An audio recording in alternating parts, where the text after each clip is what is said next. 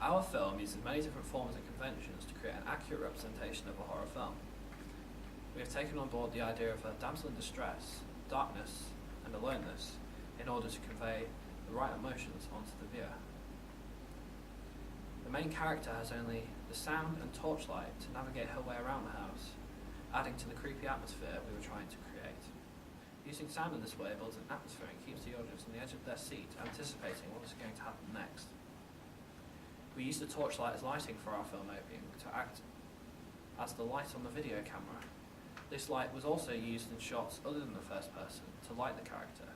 We used it in this way to convey Roland Barthet's theory of binary oppositions, and the character that is lit up is the hero or good character, and that the darkness around her is what contains the evil. We have developed and challenged upon the conventional ideas of a psychological horror film by the way that she dies. The typical paranormal happenings drive her out of the house, but the way the character is killed does not emulate any typical horror films, and could represent any genre.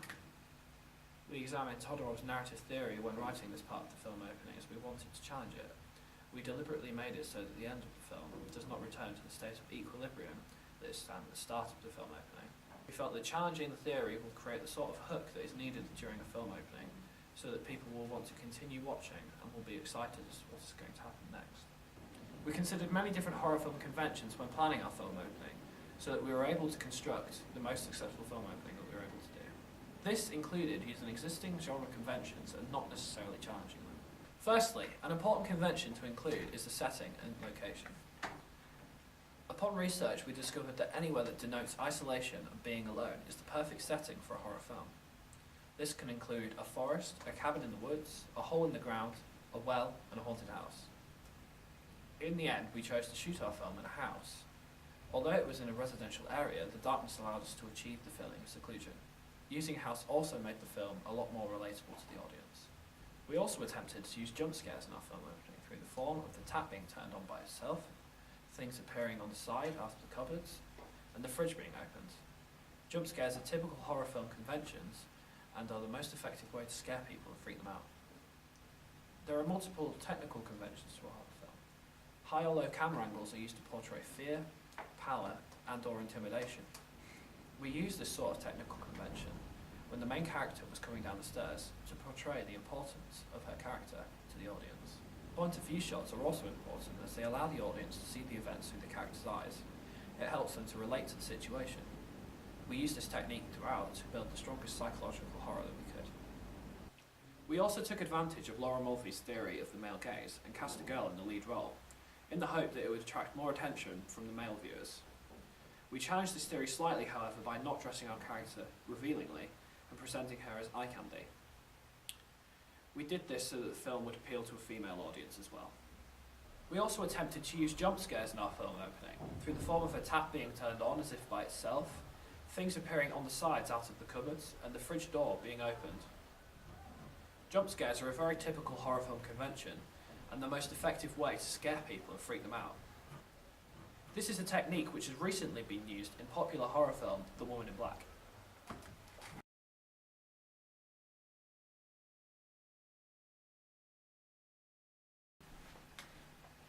Our film represents the social group of teenagers. It shows the curiosity of a young teenage girl and how horror films have influenced social behaviour. It shows despite the naivety of the young teenage girl, she is still trusted to be alone in her house at night for what could have potentially been 3 nights.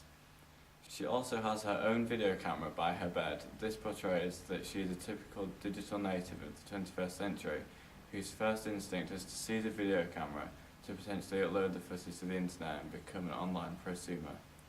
She is also living in a large house in a suburban civilized area. This gives the impression that she belongs to a wealthy middle-class family.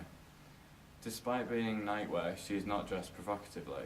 This challenges stereotypical convention of a modern teenage girl that they all wear revealing clothing.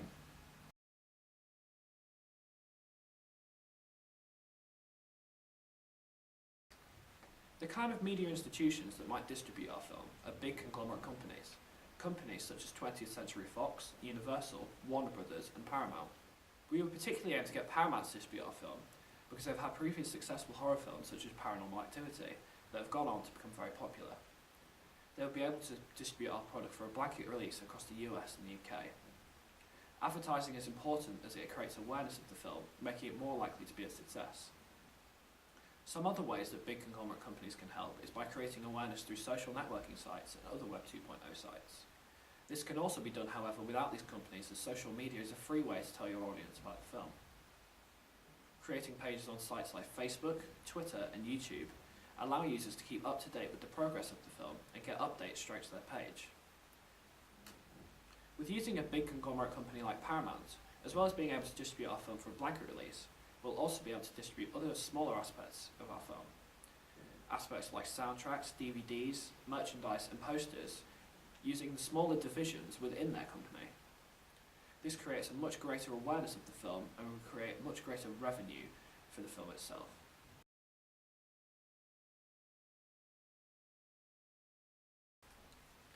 The target audience for our film would be teenagers and young adults.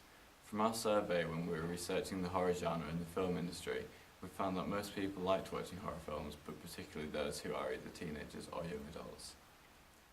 We also know from first-hand experience of being teenagers ourselves that the horror genre is very popular. We feel this is due to the nature of horror films and teenagers looking for a fearful experience that may not be able to experience themselves in real life. Horror genres generally give people an adrenaline rush when they are scared, something which can be found desirable by teenagers. If we want our film to be successful and reach the widest audience that we can, we will aim to make our film the most appropriate for this audience. We also chose to cast a teenage girl in the lead role, which would make the film opening more relatable to this target audience.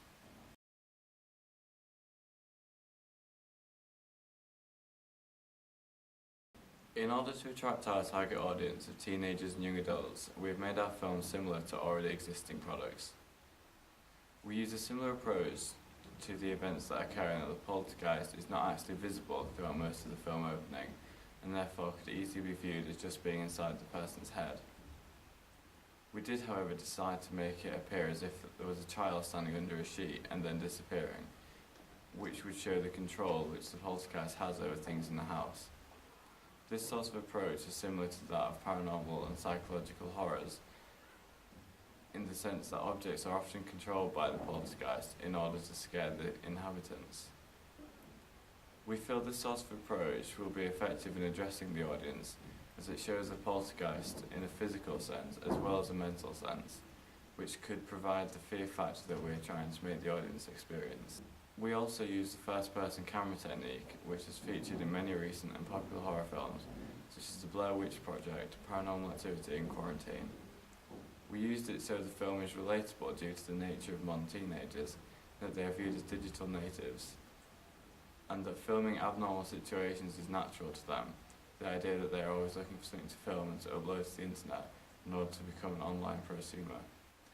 Another key aspect of attracting the audience as well was utilising Laura Mulvey's theory of the male gaze. We cast a girl in the lead role which we felt would attract a male audience much more effectively to our film. Most, if not all, modern teenagers nowadays have a smartphone that they can use to access the internet, so using social networking sites will be the best way to promote our film directly to our target audience for free.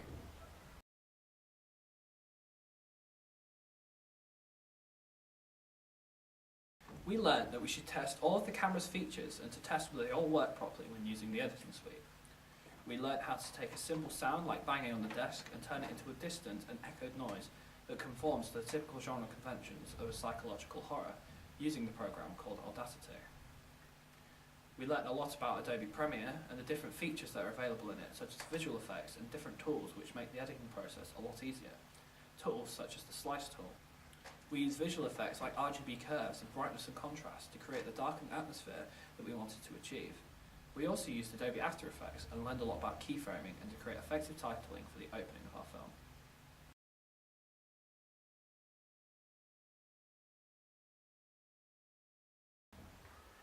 Continuity errors were one of the main problems within our preliminary task.